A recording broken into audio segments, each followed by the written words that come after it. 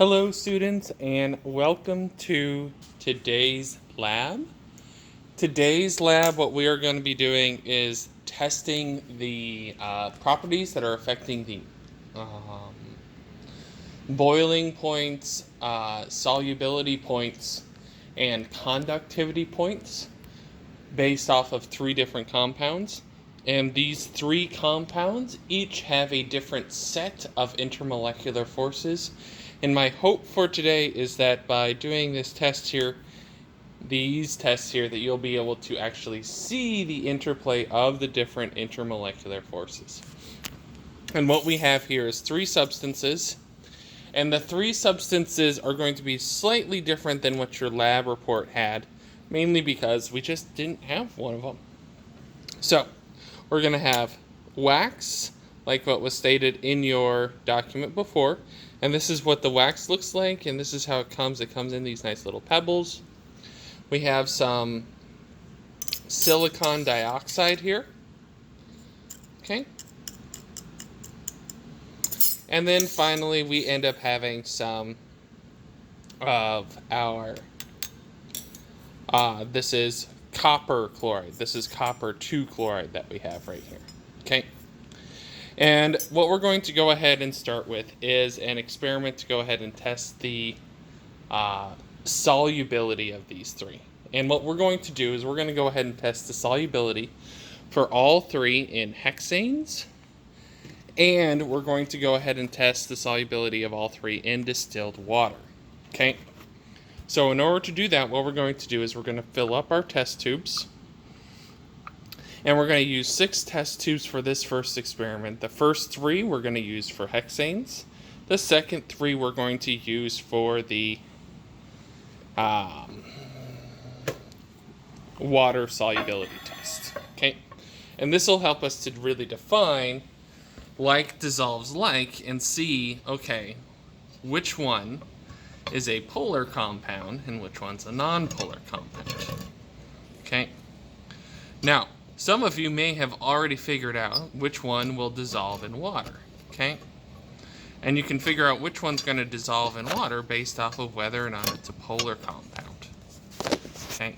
So water is going to end up being our polar. Just a second, I have to get this set up. Water is going to be our polar solvent, which means that our hexanes are going to end up being our non-polar solvent. Okay.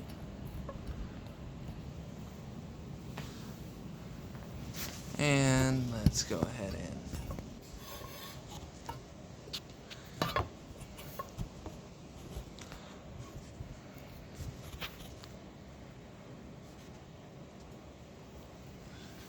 and let's go ahead and set that up just like that. All right.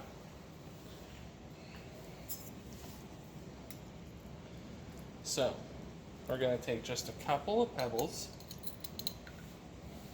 of our wax, and we're going to put this in the first and the fourth.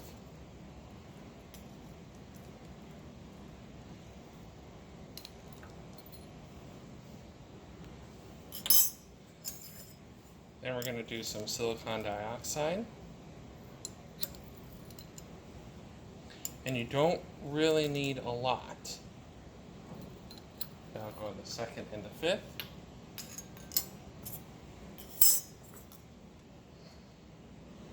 And the last one, some of our copper 2 chloride. Okay. And we're going to go ahead and start with our hexanes. Okay. Now, one important note with the hexanes is this is a lab that's typically done near an open flame or it uses some sort of heat source. It is super important that if you are using hexanes that you do not have those hexanes near any source of heat, because hexanes are a nonpolar molecule. They're a carbon molecule. They form a carbon ring. And because of that, they're going to be extremely flammable. Okay? hexanes combust easily. All right. Now, we're going to use hexanes on these first three, and we're going to use a pipette to go ahead and get the hexane out. All right. Now, a quick note on the pipette. Many of you are used to pipetting things that are water, but organic compounds are going to react a little bit differently in the pipette. So you squeeze the pipette, you open it up, and then you want to slowly allow the air to fill the top part of the pipette and pull it all the way up. Okay? If you do not, the hexanes have a habit of slipping out near the top. Now this is another thing where you're going to drop it in all the way, and you're going to drop them into your solution right there. Okay. And as we can see, we have the first set of hexanes in.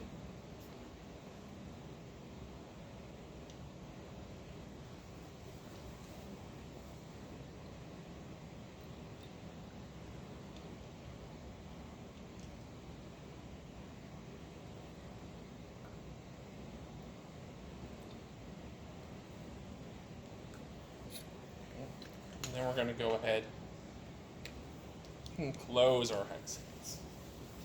Okay, we're going to give this just a second to allow them to dissolve.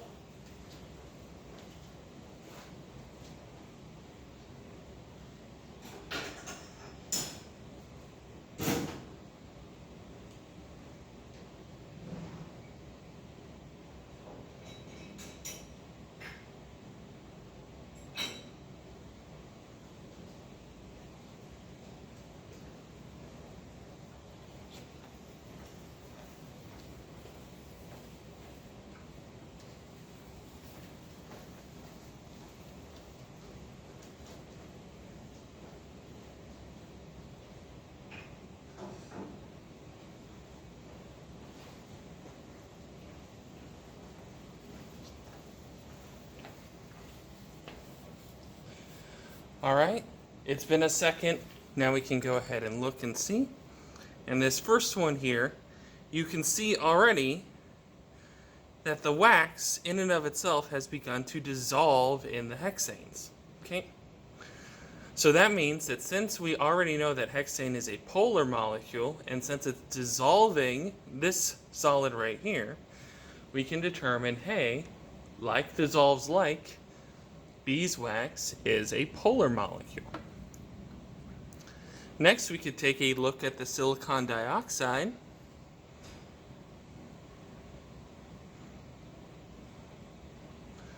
And, oh, it's difficult to see. Come on, focus, focus, focus.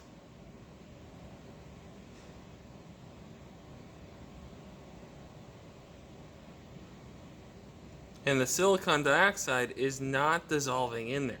Okay? Now the reason for it is going to be a different reason, but silicon dioxide is not dissolving in there. So silicon dioxide is unable to be dissolved in this type of polar solvent. Next, we have our copper. And our copper also, you should be able to see that we have a clear delineation between the copper and the solution. The copper did not mix in there. Therefore, the copper is not soluble in a polar complex. Okay? Once you're done with your particular organic solvents, you're also going to typically have to get rid of your organic solvents. Okay? Now, your organic solvents are going to need to be gotten rid of in a specially marked container. Okay? You always want to make sure that if you're doing an organic lab that you know where your organic waste is going to be. Organic waste needs to be treated a little bit differently. Here is an organic waste container. Has a label of the organic waste. It has a funnel in the top so we can put it in.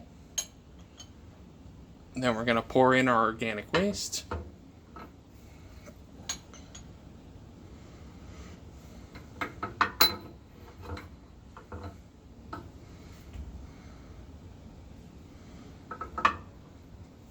and we're going to go ahead and leave it in there in the closed fume hood.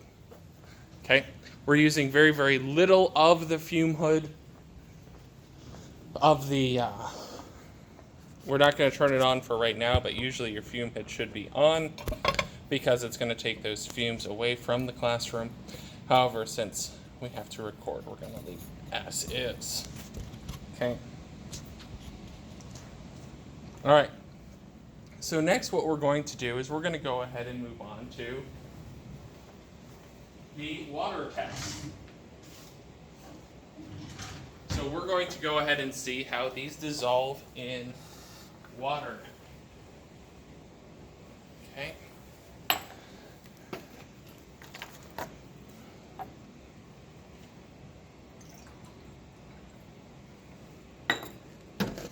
Okay, and this is going to work the same way. Going to put a pipette in each one.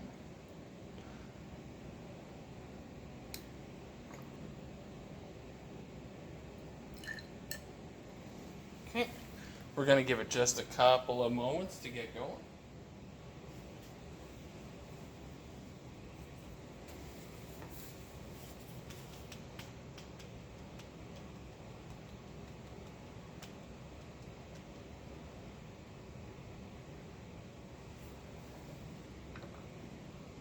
Okay, and here we can see this is the beeswax. Come on, focus. There we go. This is the beeswax right here, and you can see that the beeswax is sitting comfortably on top of the water, and it is not dissolving in the water. Next, we're going to go ahead and take a look at the silicon dioxide, and we're going to notice, hey, this isn't dissolving in the water either, okay? So silicon dioxide isn't dissolving in the water either. So this is a unique observation. This compound didn't dissolve in a polar or a nonpolar substance. Okay? This is unique. This is odd. We're going to have to explain this later. Okay? And next, we have our copper. And look, that copper it's gone. Okay? It's completely gone. So that means that this one is a polar type substance where it's able to be dissolved in a polar substance. That's great. We have information. Okay. Next, what we're going to do is we're going to go ahead and work on a conductivity test. All right? Now, this conductivity test is going to be using our spark device, our favorite spark device. Okay, and our spark device is going to be this one right here, and it has a conductivity tester. Okay, now on your conductivity tester, you're going to notice that you have a hole right here. This hole is part of the testing device. You're going to want to make sure that you have enough liquid that you can test the conductivity so that it's past this device. All right? And we're going to end up doing 2 conductivity tests. The first test is going to be to go ahead and check with the first substance that dissolved. So basically we're going to test the beeswax in the hexane and see how that conducts electricity. And then the second one that we're going to test is we're going to test the copper that dissolved. And the reason that we're testing those 2 in particular is because those 2 are the only things that dissolved. Since this silicon dioxide did not dissolve, that means that we're not even going to bother with the conductivity test. Okay? So what we're going to do is first get a baseline for our conductivity test. And to get a baseline, what we're going to do is we're going to go ahead and take one of our test tubes.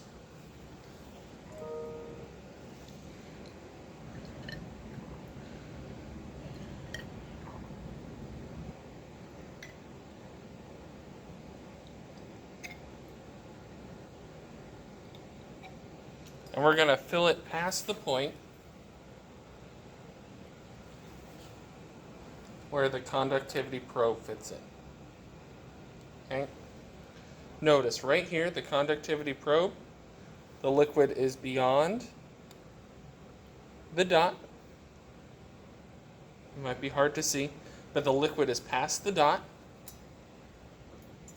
And this gives us a baseline for the conductivity. And our conductivity says that we have right now a total of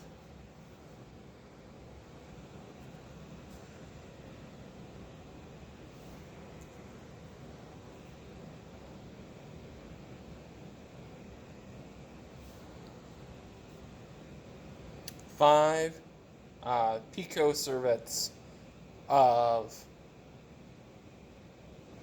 conductivity. Okay, so we're going to go ahead and take our conductivity tester out. And this would be a great time for you to have a second conductivity tester. And then we're going to go ahead and put in some of our salt.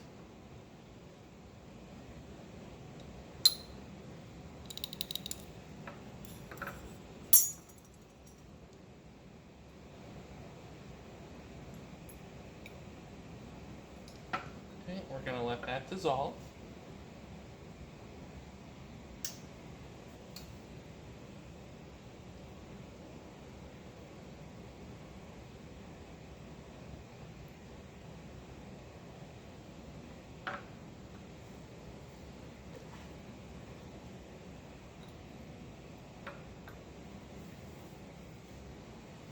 Okay, then we're going to put in our conductivity tester, and then we're going to see if we get a result. Okay, so we put in our conductivity tester. This is the same test tube, the same water, and we have added some copper 2 chloride. Our new number is 445, which means that we increased by 440 picosieverts. Okay? So that's an interesting new factor. Okay, we've increased by 445 picosieverts. Okay, I'm going to go ahead and take that out. Your conductivity tester, after you take it out, you're going to want to clean it.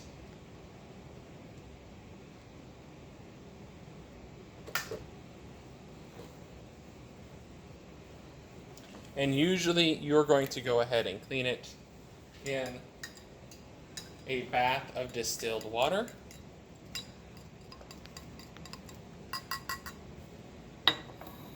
Because that's going to kind of reset it. Distilled water should have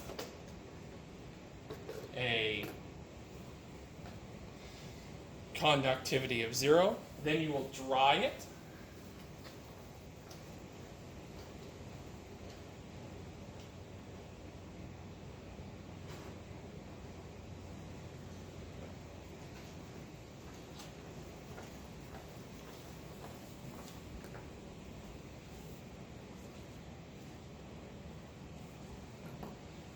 Okay, and then we can go ahead and do the next test, which will be the one for the beeswax and the hexanes. Okay, so now we're going to go ahead and grab our hexanes.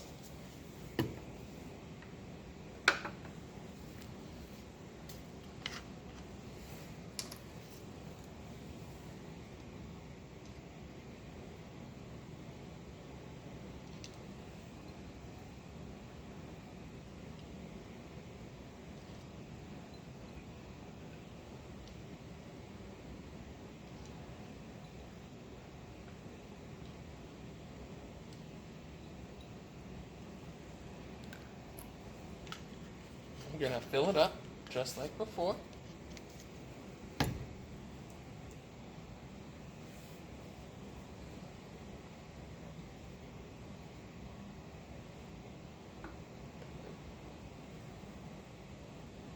Okay, just a second. I did not quite have enough hexanes in there.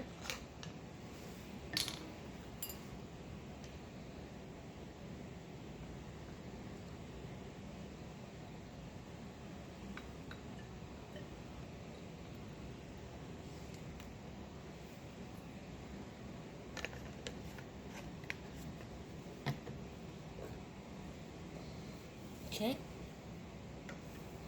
Now I do, and it's past the mark. And right here we're reading 0 picosieverts. And I'm not sure if that's the correct way of pronouncing it. It's probably wrong. And I know at least one student is going to go ahead and correct me throughout the day. And I am okay with that. Maybe another student could record this lab and do it right. Who knows?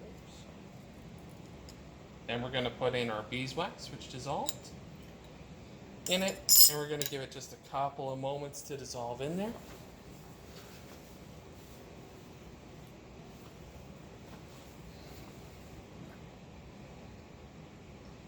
Okay. And to save time, I'm going to go ahead and prep my next test tubes too.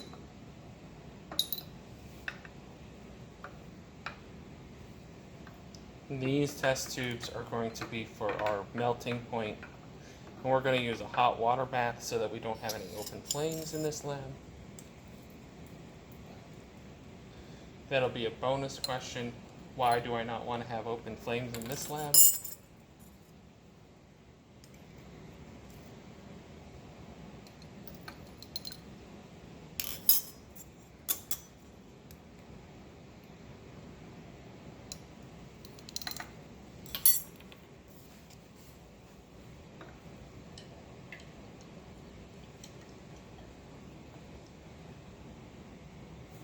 Okay.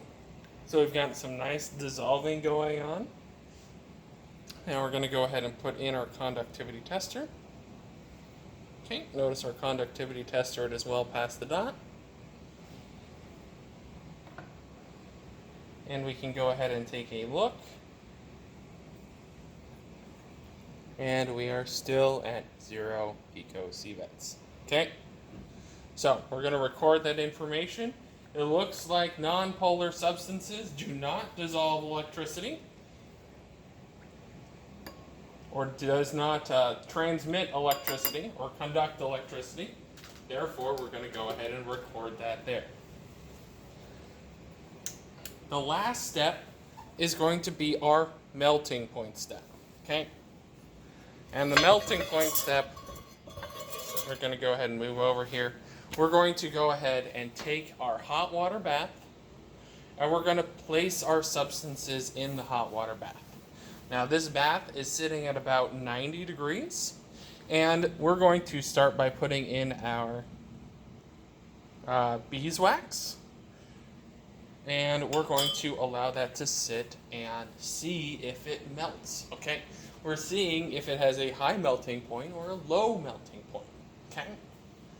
And right now, based off of all the factors that you've seen and what you know about those intermolecular forces that are involved, you should be able to make a prediction as to whether or not that's going to have a high or low melting point.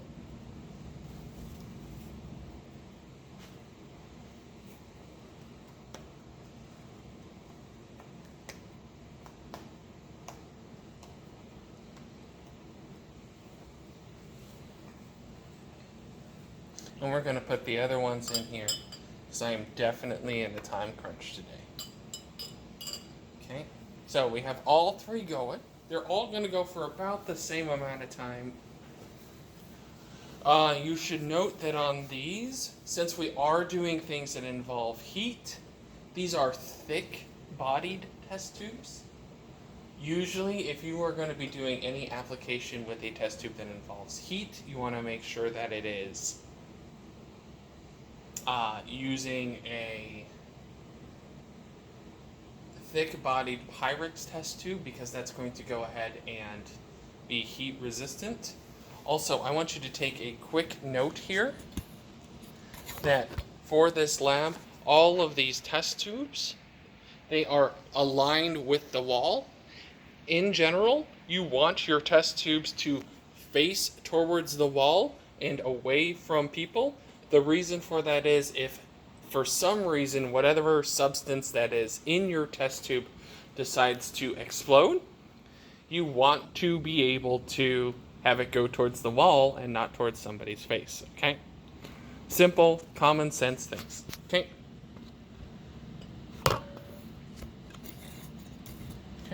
go ahead and close this up.